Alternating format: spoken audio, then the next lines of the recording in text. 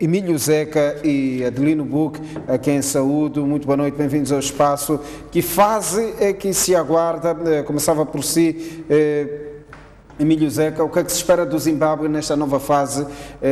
Sabemos muito bem que recentemente Emmerson Mnangagwa tomou o poder praticamente de assalto, afastou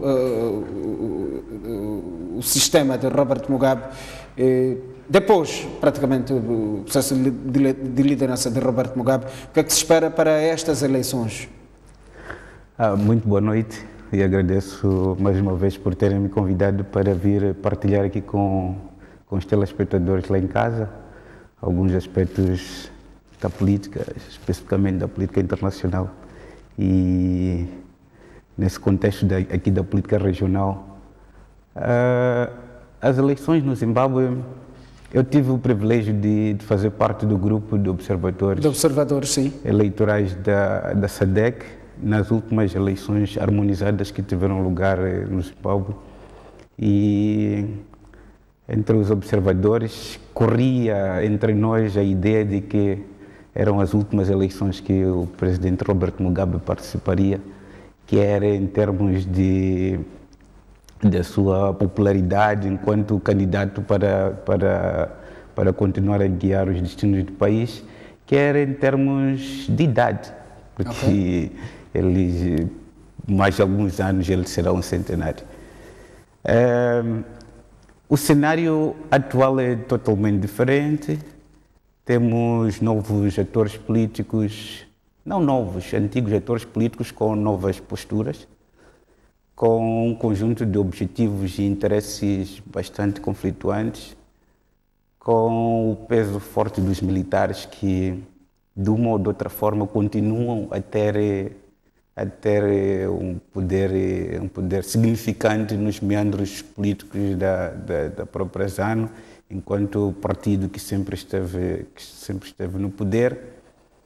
Um candidato que foi muito ostracizado dentro dos meandros políticos, mas com alguma confiança das forças de defesa e segurança, quer por parte dos próprios militares, quer por parte dos serviços de inteligência do próprio Estado zimbabueano. É importante recordar que há meses o Mnangagwa sofreu um atentado, sim. E há um conjunto de fatores e objetivos, como fiz menção, relacionados com um conjunto de conflitos de interesse muito fortes, dos quais as forças de defesa e segurança continuam a ser fator determinante para a manutenção do Mnangagwa no poder, porque caso contrário ele não teria condições de avançar para um processo eleitoral. Há um outro cenário que já vem desde as eleições harmonizadas de 2013, que é uma situação de coordenação difusa dos partidos da oposição. O MDC, que era suposto ser a grande força política da oposição que poderia guiar os destinos do Zimbábue, caso a ZANU-PF não tivesse ganho as eleições e o presidente Mugabe não apresentasse condições para tal, o MDC acabou por se dividir em vários MDCs. Existe o MDC-T, que é o MDC do Tsvangirai, existe o MDC do centro, existe o MDC... Então, a esperança daquele partido da oposição que poderia ser a alternativa da ZANU-PF, ele está muito fraturado e muito dividido. A ZAPU é um partido que perdeu muita pujança, perdeu significância no cenário político zimbabueano, excepto nas regiões do centro. Todavia, o modelo eleitoral zimbabueano é totalmente diferente do nosso modelo. Ele tem um modelo parecido com o modelo brasileiro. Os candidatos, eles emergem a partir das zonas ou das províncias. Eles são candidatos, não diria independentes, eles têm suporte partidário, mas todo o processo de campanha eleitoral e de apresentação das suas ideias próprias é da responsabilidade do próprio candidato. Okay. Então as pessoas votam no Emílio, no João, no Tsivangirai, no Cicrano e no Beltrano, e não necessariamente na ZANU, na ZAPO ou no MDC, excepto a eleição presidencial, que é diretamente para o candidato indicado. Então isso também dá um poder difuso em relação ao processo eleitoral.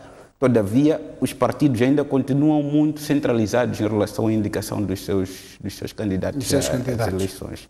Então, basicamente está-se num cenário, eu não diria incerto, mas com fortes probabilidades do status quo se manter o Mnangagwa como presidente, a ZANU com uma significância de representantes nos diversos níveis do Parlamento Central, Provincial e Distrital, e os outros candidatos irão aparecer com alguma participação, como tem acontecido desde os últimos problemas da reforma agrária, passando pelas eleições harmonizadas e até agora. O único dado geográfico que sempre contrabalança a Harare é a região do Bulawayo.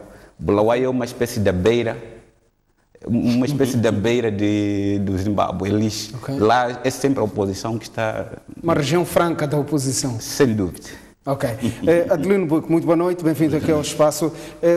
Que fase, olhando para o percurso político do Zimbábue, vem aí as eleições, que fases ou que cenários é que é possível adivinhar com este processo todo? Muito obrigado, boa noite. Eu penso que estamos perante uma situação de difícil prognóstico do ponto de vista daquilo que poderão ser os resultados finais. A ZANU-PF, desde as eleições de 2008, vem perdendo aquilo que sempre o caracterizou, que é o sentido de um partido líder. Okay. A partir de 2008 vem perdendo este sentido de líder, sobretudo na altura a favor do MDC do Morgan Tsvangirai. Sim, sim. E foi perdendo o sentido também de defensor da população zimbabuiana por causa dos atos subsequentes às eleições. Se estamos recordados, nessas eleições houve segunda volta e o Tsvangirai, à última hora, retirou-se. O Roberto Mugabe foi à segunda volta sozinho. A SADC teve de intervir através do presidente rotativo na altura, que era o Thabo Mbeki, para, enfim, encontrar uma saída airosa do processo. E o consenso que foi encontrado foi tornar o Morgan um primeiro-ministro, e etc, etc. Em 2013, as eleições foram ganhas, de acordo com as informações na altura, com cerca de 61% pela ZANU, e aí não houve segunda volta, e Morgan do MDC teve cerca de 33%. Todavia, com os últimos acontecimentos, é preciso recordar que o Mnangagwa é um candidato da ZANU que resulta de uma queda de Roberto Mugabe não tão feliz, porque primeiro ele foi retirado da ZANU, mas, como dizia, a relação que ele tem com as Forças Armadas fez com que ele retornasse ao país e assumisse o poder. Talvez aqui é onde reside, de facto, alguma esperança em relação à ZANU-PF, porque, do ponto de vista daquilo que são os cenários possíveis, eu penso que a probabilidade de repetirmos as eleições de 2008 no Zimbábue é quase certo. Portanto, e avaliar pelo número de candidatos que se apresentam, é quase certo que ninguém vai conseguir ter o resultado esperado. E aí a segunda volta coloca desafios muito grandes, porque independentemente do estado atual dos diferentes partidos, havendo uma segunda volta, não se conhece o cenário que pode ser desenvolvido. Se desenvolver um cenário de um bloco contra ZANU-PF, aí a probabilidade de Mnangagwa não ser eleito é quase certo. Portanto, é por isso que dizia, estas eleições são eleições de difícil prognóstico. Eu estive a ver algumas informações de observadores. A SADC, por exemplo, distanciou-se de algumas situações que foram vivenciadas ao nível do Zimbábue, tendo em conta aquilo que são as informações que recebeu dos partidos políticos, e apelou para que as coisas... Aliás, disse uma coisa muito importante que tem sido raro no âmbito da observação da SADC, que a SADC não vai apadrinhar fraude. Okay. Portanto, quer dizer, é um pronunciamento raro do ponto de vista daquilo que tem sido a forma de estar da SADC. Mas desta vez fez este um pronunciamento tendo em conta aquilo que são as tendências. Mas, apesar de tudo isso, há uma coisa que os partidos zimbabueanos conseguiram fazer, que é o acordo de não violência e não boicote. Portanto, este acordo foi conseguido depois daquela intentona do Mnangagwa no dia 23 de junho, e logo a seguir houve este acordo, e tem sido este acordo mais ou menos que está a balizar a forma de atuação dos diferentes atores políticos no Zimbábue. Mas também é importante que se que se olhe, por exemplo, para o atual cenário político na perspectiva dos libertadores e na perspectiva da juventude. Portanto, estamos a falar de vários concorrentes, mas estamos a falar de dois concorrentes principais, ou seja, o Mnangagwa e o Nelson Chamisa. Ou seja, temos um candidato de 75 anos e temos um candidato de 35 anos. São 40 anos que separam os dois candidatos. A mensagem, a dinâmica, etc., etc., do ponto de vista daquilo que vai ser o próprio reação dos eleitores zimbabueanos, também é uma surpresa. Portanto, eu penso que são eleições de difícil prognóstico, há muitas nuances que devem ser vistas e acompanhadas, mas pela primeira, aliás, são eleições também que são acompanhadas pelo mundo, e por aí também vale a pena dizer que o próprio Mnangagwa foi feliz porque abriu as portas para que o mundo observasse as eleições. Sim, até que a minha próxima questão tinha mesmo que ver com isso. Até que ponto é que este período, ainda que curto, de liderança de Emmerson Mnangagwa, com estas aberturas, com estas novas frentes internacionais, até que ponto é que estes elementos são uma anticâmara de esperança para os zimbabueanos? Que depositem em Emmerson Mnangagwa? Bom, eu não tenho informações muito precisas, mas de acordo com aquilo que é dado a entender, não mudou muita coisa no Zimbábue do ponto de vista. Há esperança de que as coisas possam mudar, mas ainda não mudou muito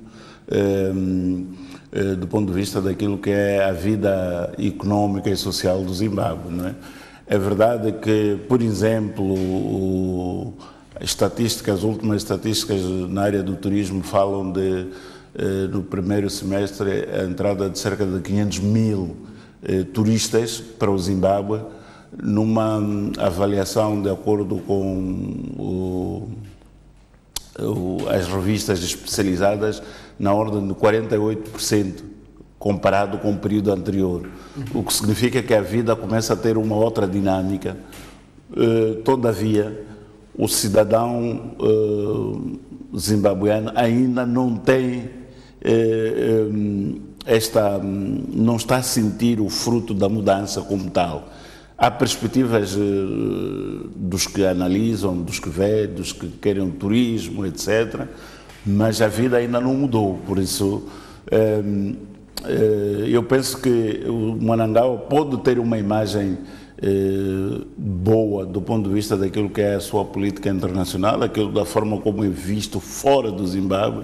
Do ponto de vista do território zimbabueano, as coisas não estão muito claras. Ademais, existem informações também que indicam o retorno de muitos zimbabueanos que estavam na diáspora. Muitos desses zimbabueanos são conotados não propriamente contra o Monangaua, aliás, são mais anti-Monangaua porque a maior parte saiu com a queda do Roberto Mugabe. Então, as tendências aí também são difusas, quer dizer, não se sabe o que é que poderá acontecer com esta mobilização numa altura em que se fala da existência de um partido de origem familiar que projeta a graça para próximos voos.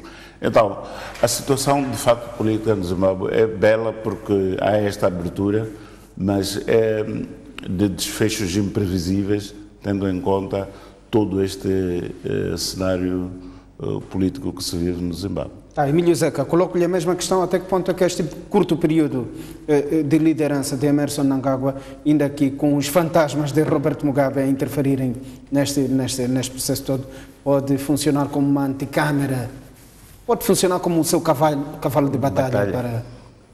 Olha, por aquilo que eu vi quando esteve no Zimbábue em 2013, a orientação do voto foi basicamente duas. Um voto rural, nas zonas onde a presença do Estado é ausente, mas a mobilização política da ZANU era forte. Sobretudo nas zonas rurais, interior do Zimbábue, onde não há água correndo nas torneiras, não há luz. É zona rural mesmo. Mas a presença da ZANU lá era forte e efetiva. Um voto cidadino e urbano, de gente informada, da juventude, do pessoal que queria mudança, que era orientado para os partidos da oposição, com mais enfoque no MDC, sobretudo no MDC-T, que era do Morgan Tsvangirai. Eu penso que esse cenário não mudou muito. Ok. Me parece, carecia de observação empírica, mas me parece que o período foi tão curto e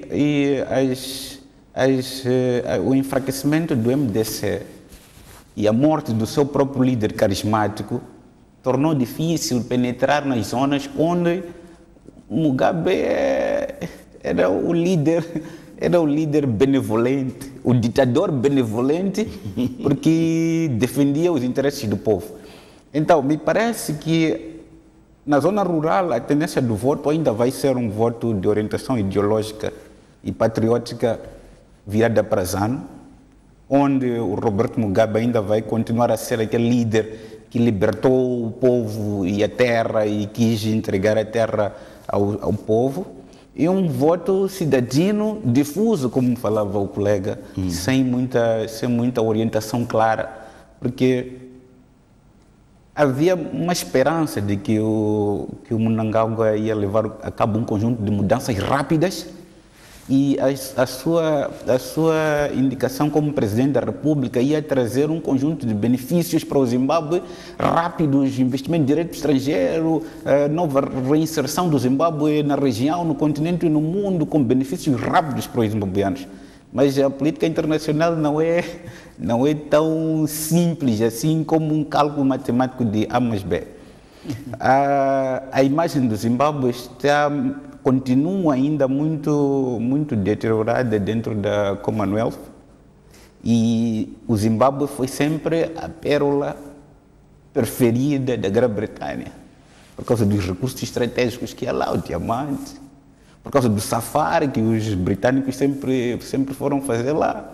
Então, o Zimbábue sempre foi visto como a pérola valiosa da Grã-Bretanha, que deveria estar sob sua alçada e o seu controle. Todas as reformas que ocorreram no Zimbábue nos anos 2000, que culminaram com aquela crise, deixou uma mágoa que ainda pesa. E a reinserção do Zimbábue no convívio salutar, de amizade, de confiança, como acontecia em todo o período dos anos 80 e 90 ainda vai levar algum tempo. Okay.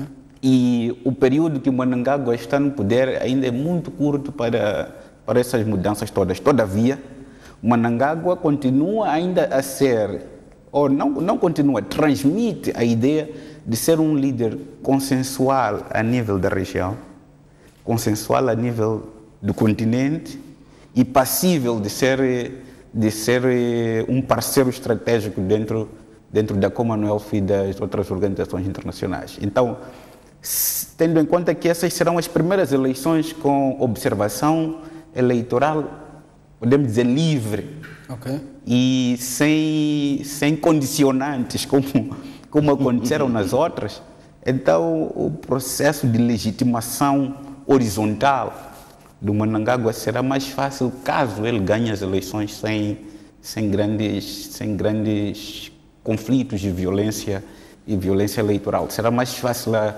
aceitação dos resultados, a inserção dele e o recebimento dele no concerto das nações com outros atores políticos, porque até agora transmite-se de forma tácita essa ideia de que ele é o líder mais adequado para o período de transição que o Zimbábue experimenta depois de todos esses anos de governação de Robert Mugabe e da ZANU-PF.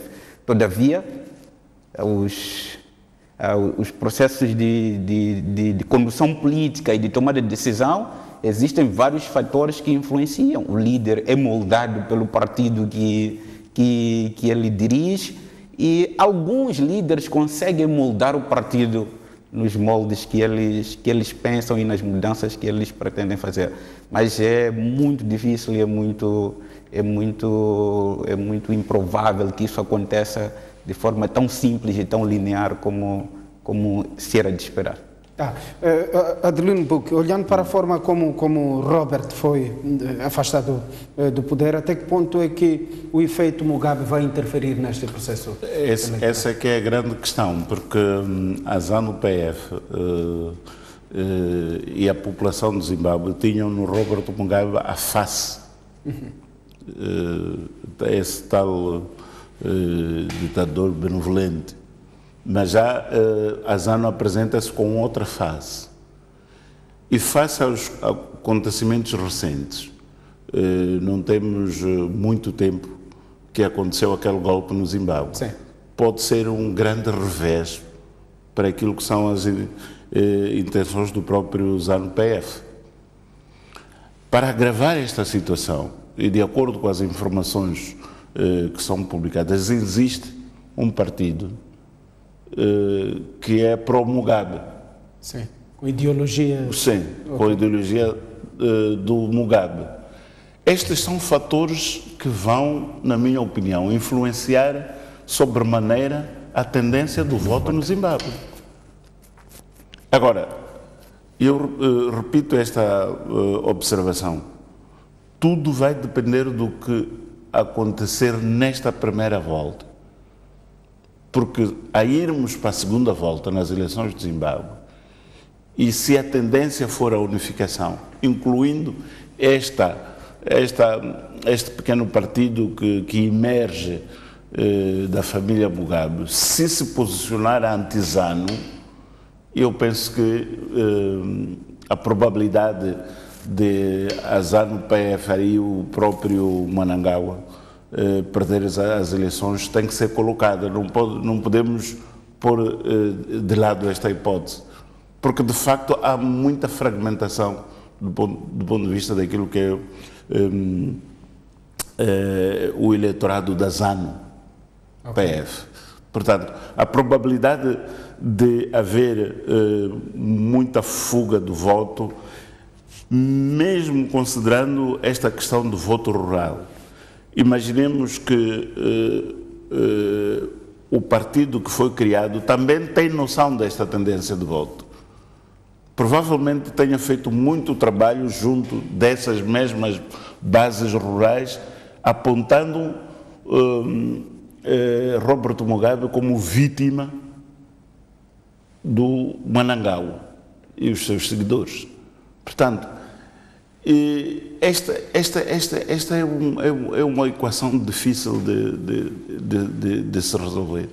Eu acredito que não teremos resultados fáceis e a primeira volta não vai ser, na minha opinião, vamos repetir, como dizia na primeira intervenção, vamos repetir os efeitos de 2008, porque em 2008 é verdade que havia o fator Morgan, que era uma outra figura, mas também havia outra figura que era o Mugabe. Agora não temos Mugabe, não temos Morgan.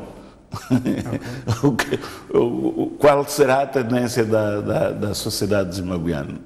Estes dois carismáticos não estão, por um lado. Por outro lado, o carismático da ZANU-PF encontra-se numa situação de divisão de sentimentos do ponto de vista da população. Há quem continue, se calhar, no Zimbábue, a pensar que Roberto Mugabe deveria ter continuado a governar o país e não ser forçado a deixar o poder. Então, este sentimento é muito difícil de não considerá-lo na perspectiva da orientação do voto, sobretudo quando há quem vai pedir o voto em nome desse Roberto Mugabe, em nome da ideologia de Roberto Mugabe. Então, eu julgo que há de ser realmente uma concorrência bastante renhida do ponto de vista daquilo que serão as tendências, e esperemos para ver.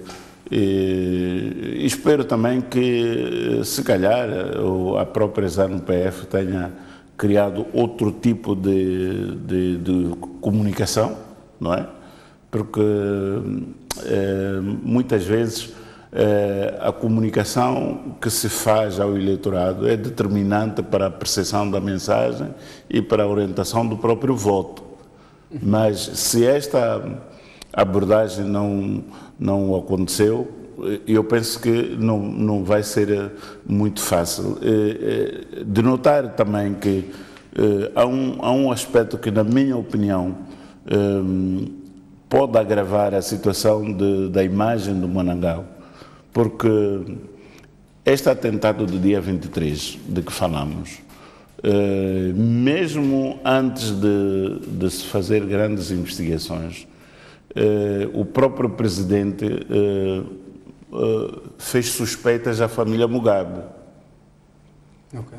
Agora, isto também pode ter impactos diferentes. Pode ser que para ele o impacto seria considerar-se vítima do antecessor, mas para o público, para o povo, pode ser mais uma tentativa de perseguição a Roberto Mugabe e sua família. Então, estas coisas não são fáceis de dizer o que é que vai acontecer de facto em condições normais. Seria diferente se a candidatura do Manangawa fosse endossada pelo Roberto Mugabe. Aí não tínhamos muitas dúvidas sobre aquilo que seria de facto a orientação do voto, porque o próprio Roberto Mugabe faria esta campanha, faria este endosso de voto E as populações, naturalmente, respeitam e fariam-lhe o jeito e votavam nele. Mas não é o caso. Não é o caso. Ele tem que criar novas abordagens, novas situações, tem que criar sua própria imagem para valer a pena ser eleito. E como se tem dito, as razões que são imputadas ao Robert Mugabe para ser destituído, o Mnangagwa não está isento de responsabilidades, porque durante todo este tempo foi o seu braço direito ou esquerdo, não sei. Ok. Vamos a esta altura, de forma rápida, virar de página para olhar também para a vizinhança, mas desta vez para a África do Sul, que está a ser o centro de atenções, tanto de um bloco bastante influente no mundo. Falo dos BRICS, um grupo de países, o grupo é composto pelo Brasil, Rússia, Índia, China e África do Sul, na sua 10ª cimeira, aliás, até porque a África do Sul preside este grupo. Portanto, no ano passado a África do Sul assumiu a presidência rotativa deste bloco de países. Até que ponto, Emílio, começava este tema por si, até que ponto é que com a realização desta cimeira a África no geral, tendo como a África do Sul o seu focal point, passará a ser o centro de interesses internacionais? Essa pergunta é desafiante. A África sempre esteve no centro dos interesses internacionais desde o século XV. As grandes expansões europeias, a África, claro, a Índia era o ponto final, mas a África acabou sendo uma paragem estratégica. Sim, mas mudam-se as conjunturas, mudam-se as estratégias, mudam-se sem dúvida as perspectivas. É preciso analisar os BRICS de duas formas. O BRICS é um grupo que não chega a ser uma organização internacional como as Nações Unidas, a SADC, e também não chega a ser como uma União Europeia que tem um estatuto, um conjunto de regras e normas que os membros seguem.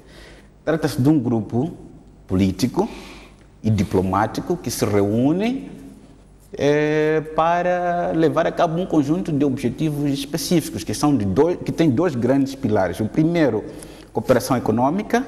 O segundo, o revisionismo do sistema ou do status quo do sistema internacional pós-Guerra Fria, que foi dominado pelas grandes potências, sobretudo as grandes agências, o Banco Mundial, o FMI e as Nações Unidas. Então esse grupo surge para tentar mudar esse status quo. Todavia, a África do Sul é um membro ou é um filho que está dentro, não está, mas está. Porque a África do Sul entra no grupo depois do grupo ter levado a cabo um conjunto de atividades. Se formos a ver os dados dos BRICS, eu só vou fazer menção a 3 grandes indicadores. Área, território. Okay. A Rússia é o estado com maior área territorial do mundo. E depois a Índia é o segundo. Okay. A China em termos de área e território, a Rússia é o primeiro, a China é o terceiro, a Índia é o sétimo, o Brasil é o quinto, a África do Sul é o 24º. Okay. Em termos de população, a China é o primeiro, a Índia é o segundo, o Brasil é o quinto, a Rússia é o nono, a África do Sul é o 25º. Em termos de PIB per capita, a China é o segundo maior país do mundo com PIB, a Índia é o 4º, o Brasil é o 8º, a Rússia é o 6º, a África do Sul é o 26º. Mas olhando para o perfil, olhando para o continente africano, há países como a Nigéria, por exemplo, que reúnem perfil para fazer parte Sim. deste bloco? Por que a África do Sul? A agenda que a África do Sul propôs para essa cimeira é basicamente levar a cabo um conjunto de iniciativas de colaboração para o crescimento e prosperidade comum dos Estados, no contexto da quarta revolução industrial, onde incorporam a criação de um grupo para processos de paz, a criação de um centro para pesquisa na área de saúde, a questão do género, inclusão das mulheres no processo de governação dos BRICS e a questão das disputas e conflitos comerciais que surgiram agora entre a União Europeia, a governação de Trump, a China e a União Europeia. O que a África ganha ou tem benefícios em relação a isso? A África do Sul revitalizou um projeto que a China tinha introduzido na primeira cimeira dos BRICS, que é alargar os BRICS para outros membros com pujança econômica e política próxima desses 5 grandes players. Okay. Então, é o famoso Project BRICS Plus, ou seja, alargar a organização para que outros países possam fazer parte deste grupo.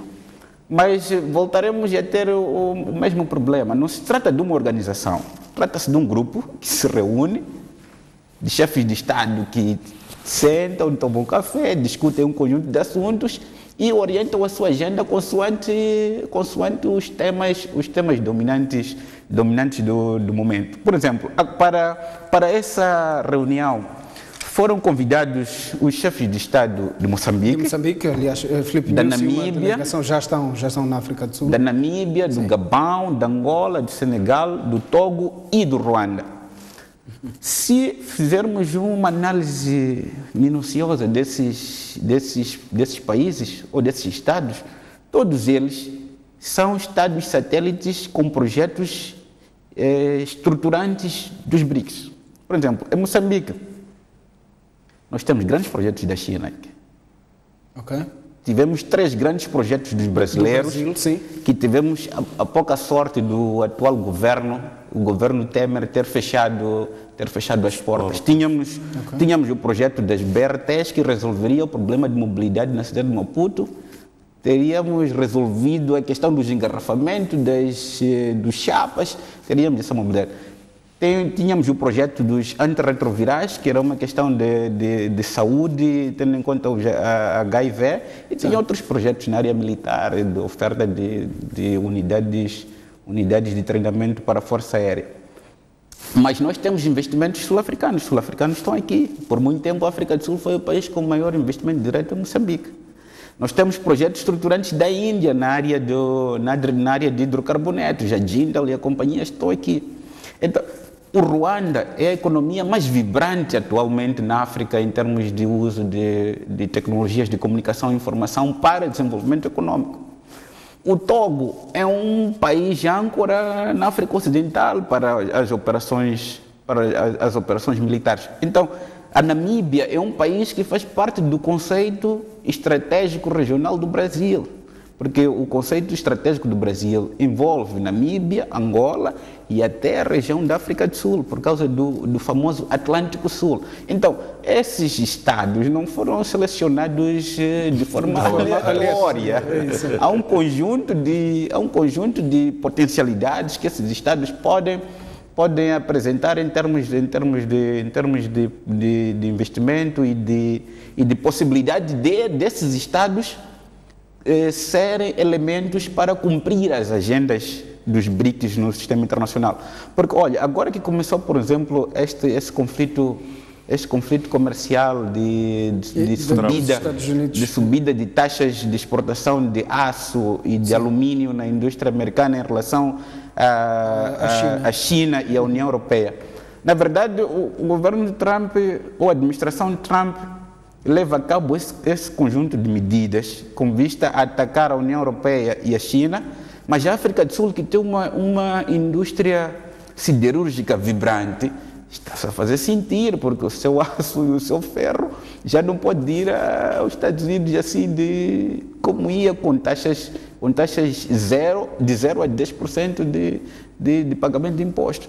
Então, há um conjunto de efeitos colaterais, spillover, de todos esses fenômenos, dos quais os BRICS, despertando da possibilidade de fazer face a esses fenômenos e aproveitar a guerra econômica ou o conflito econômico entre os Estados Unidos e a União Europeia, chama esses Estados para, nos fóruns internacionais, sobretudo por via da Organização Mundial do Comércio, conseguir um contrabalanço em relação às grandes potências. Então, há um conjunto de aspectos e de oportunidades que a Cimeira proporciona aos Estados africanos, mas é um conjunto também não diria de ameaças, mas de riscos. Por exemplo, o BRICS tem o Banco de Desenvolvimento do BRICS. Começou com uma verba de quase 800 milhões de dólares, mas agora ronda em 1,7 mil milhões de dólares para financiamento. Então, é uma grande oportunidade para os Estados africanos acederem a esses financiamentos, para além de que grande parte dos financiamentos dos BRICS não passa por aquele escrutínio rigoroso do FMI, do Banco Mundial e da União Europeia, que tem uma carteira de um conjunto de requisitos: boa governação, gestão pública, participação do gênero. Então, não é uma apologia a investimentos selvagens e com dose de corrupção e probabilidade de mau uso dos mesmos para a gestão pública por parte dos governantes, mas é uma oportunidade para contornar um sistema financeiro internacional rígido que dificulta que muitos Estados africanos tenham acesso a esses recursos para levar a cabo o seu desenvolvimento. Então, é uma oportunidade sim para os Estados africanos, mas há muitos desafios, porque basicamente, começando pela própria África do Sul, que é a maior economia africana, está numa situação quase que à margem quando comparada com os outros 4. Imagina economias como nossa, Moçambique. Ok. Adelino Buck, que oportunidades é possível tirar desta 10ª Cimeira? Bom, eu sempre tive a ideia de que os BRICS foram criados para contornar aquilo que é o sistema internacional de relações na área económica. Por exemplo, dizia bem, ao nível da Organização Mundial do Comércio, se fores observar, estes países todos têm sempre um queijo atrás em relação àquilo que são as regras da Organização Mundial do Comércio. Então, ao criarem este bloco, eles passam a fazer o comércio à margem daquilo que são as regras mundiais previamente estabelecidas. Portanto, e o facto de ter o tal banco a que se refere também alicia os Estados emergentes para uma situação de recursos sem muitas obrigações e sem aplicação de regras rígidas também, mas é um aliciamento que, no fim do dia, estes países em via de desenvolvimento não tiram muito proveito, porque, como dizia, estes países têm muitos interesses aqui na região da África e, sobretudo, nos países em via de desenvolvimento. Esta questão do carvão, esta questão de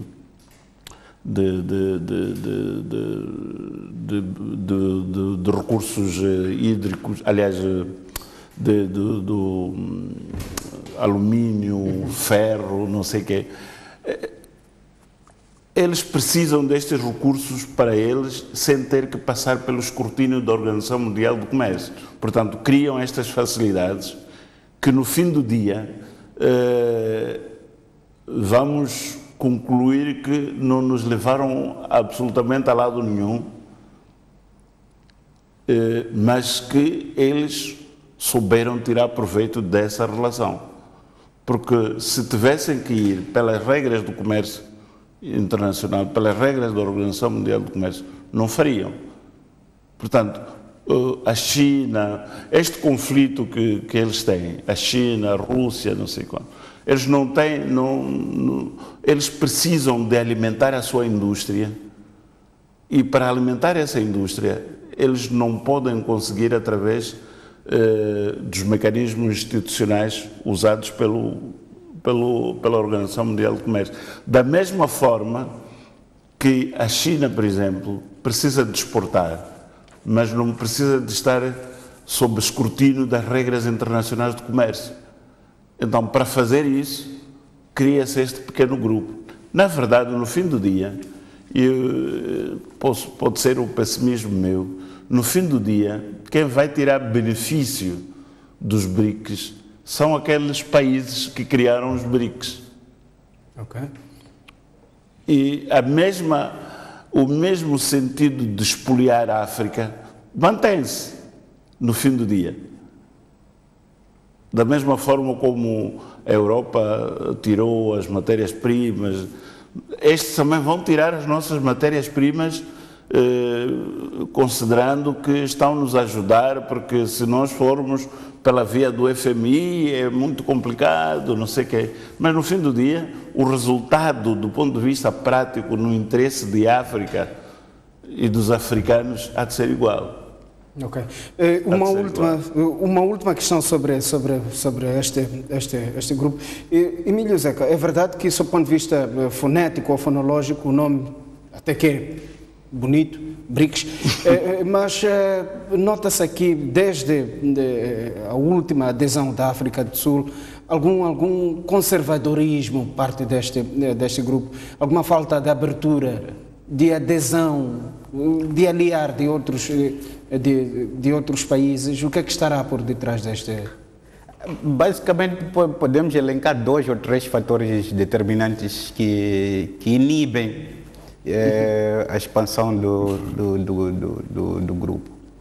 O primeiro é que o próprio BRICS é um organismo que visa alargar os mecanismos de cooperação multilateral e visa congregar os interesses desses 5 grandes atores, mas dentro dos próprios BRICS há interesses conflituantes. É uma multipolaridade que eles tentam criar, mas uma multipolaridade complexa e difusa. Porque dentro dos próprios BRICS existe o IBAS, que é uma outra pequena organização composta por Brasil, Índia e África do Sul. Ok. Então,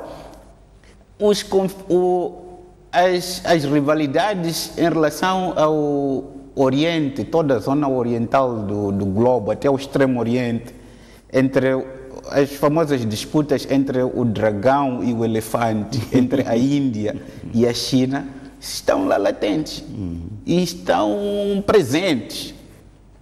Mais do que isso, é o comportamento dúbio do Brasil, sobretudo depois da queda do Partido Trabalhista. Depois da saída do Lula, saída da Dilma e entrada do novo governo, o Brasil passou a ter um comportamento dúbio em relação à organização. Quando o ministro dos Negócios Estrangeiros brasileiro é perguntado numa entrevista o que é o BRICS, e ele não sabe dizer o que é o BRICS, isso é grave. Quer dizer, os próprios brasileiros, o próprio governo atual não tinha consciência situacional do papel que o BRICS tinha na multipolaridade do sistema internacional. Então, até eles entrarem, passou um tempo e tiveram um comportamento dúbio de alinhamento aos Estados Unidos, de parcimônia em relação à Índia e em relação à China. Então, todos esses aspectos dificultaram uma articulação conjunta e harmoniosa para tomar decisões nesse sentido. Esse é o primeiro aspecto. O segundo aspecto, já fiz menção no início, a assimetria que os outros potenciais aderentes ao BRICS teriam em relação aos atores tradicionais. Se a África do Sul tem um poder tão assimétrico, tão diferenciado em relação aos outros 4, imagine o resto dos estados africanos. Fora disso, na própria Ásia, os potenciais aderentes aos BRICS seriam talvez os famosos tigres asiáticos. O Japão já está integrado na economia capitalista global, porque sempre esteve lá no grupo dos G7 e a companhia. Talvez os tigres asiáticos podiam ser os potenciais membros dos BRICS, mas esses também já têm um alinhamento natural em relação às potências dominantes do sistema internacional. Hong Kong, Singapura, os grandes potenciais emergentes, que são os tigres, eles já têm alinhamento definido, porque toda a sua transformação foi baseada na adoção e integração da sua economia na economia capitalista global. Então, seria muito difícil um alargamento e uma possibilidade de integração dos outros atores com menos capacidade, menos pujança do que a África do Sul, porque esses estariam totalmente ao reboque dos BRICS e como espantalhos e marionetas dele.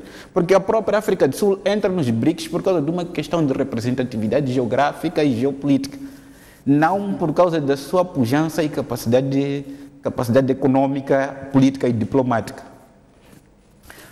Por exemplo, nesta cimeira, uma das coisas que a África do Sul tentou trazer em termos diplomáticos é o ressurgimento da diplomacia Ubuntu, com recurso aos ideais de Nelson Mandela, para integrá-los nos BRICS, como uma forma de trazer os ideais de Nelson Mandela na cooperação Sul-Sul, na cooperação dos ganhos mútuos, na promoção da pacificação internacional, como uma forma de suplantar todos os outros déficits quantitativos que seriam fáceis de ser identificados, como população, território, PIB per capita, nível de acesso às tecnologias de informação e por aí fora. Então, este é um grande dilema, porque o grande dilema do BRICS será, em relação ao seu alargamento, será esse: alargar-se para aqueles que estão próximos da convergência macroeconômica dos tradicionais membros dos BRICS, ou abrir para os restantes e tornar numa organização como as outras. Porque, por exemplo, os grandes grupos informais ao modelo dos BRICS, que não passam pela formalização de uma organização internacional, o G7 já sabemos que são das maiores economias industrializadas. O G20 é um grupo de economias vibrantes com tendência a economias emergentes. Então, se alarga os BRICS, teremos outros G10, G15, G17, G30 ou G90. Okay. Então, esse é um grande dilema que os próprios líderes dos BRICS deveriam começar a pensar o modelo de estruturação e de harmonização das suas políticas comuns. Assim como avançaram objetivamente para a criação do Banco de Desenvolvimento, também tinham que avançar para a criação de uma organização com fins específicos, assim como surgiu, por exemplo, a Conferência de Bandung, que teve um objetivo específico da liberalização dos povos, a União Africana, a Organização da Unidade Africana e por ali fora. Então, é preciso que os líderes decidam qual é o caminho de reorganização da organização que eles precisam, se é de integrar os mais próximos para facilitar a convergência macroeconômica, ou se é abrir para os restantes estados que não têm possibilidade de ter uma convergência macroeconômica, mas são uma mais-valia, por exemplo, para as grandes decisões em organizações internacionais, como o Fundo Monetário Internacional, como a Organização das Nações Unidas. Emílio Zeca, Adelino Buque, muito obrigado pela vossa presença nos nossos estúdios. Nós vamos continuar deste lado a olhar para a informação depois de um espaço de análise, pelo menos 20